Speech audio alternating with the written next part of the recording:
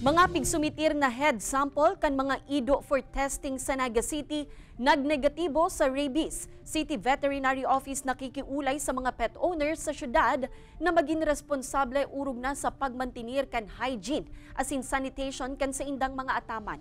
Uya ang report ni Jessica Kalinog. Aktibo ang monitoring surveillance kan Naga City Veterinary Office pag-abot sa rabies. Puon kan Enero 2024 hasta sa presente, tulong kaso kainian na irehistro sa syudad, anas bite incidents o nakakagat nin tao, asin ang mga biktima nagpabakuna sa Naga City General Hospital. 15 dog head specimens ang pigpasa kan opisina sa Integrated Laboratories Division kan DA Bicol ngunya na Mayo para sa laboratory testing.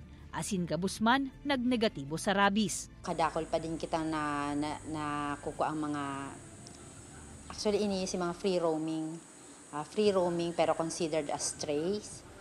And pinapagirumdumin po na maging responsabling may sadiri. So kaipuhan under control po nindo si mga atamanta pag maluwas na kalish, and si bakuna dapat updated po every year. Parte man kan pagiging responsableng pet owner ang pagtutok sa hygiene and sanitation kan mga ataman, partikularmente pag-abot sa pag-udo kan mga inikon sa insana. Dayda paglingawan na kung maluwas, magdaranin waste bag o laagan kan ati kan ataman, asin iapon sa tamang basurahan. May diaper po yan habang naglalakaw-lakaw siya. Tapos pag ulit, saka naman siya piglilinigan. Kaipuhan niya man ng exercise, dahil man pwede niya lang siya sarong.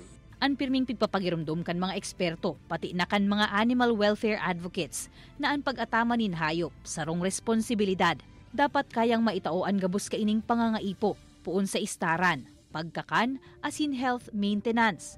Kung dai pa inikaya, pas na mo na daa sa pagiging fur parent.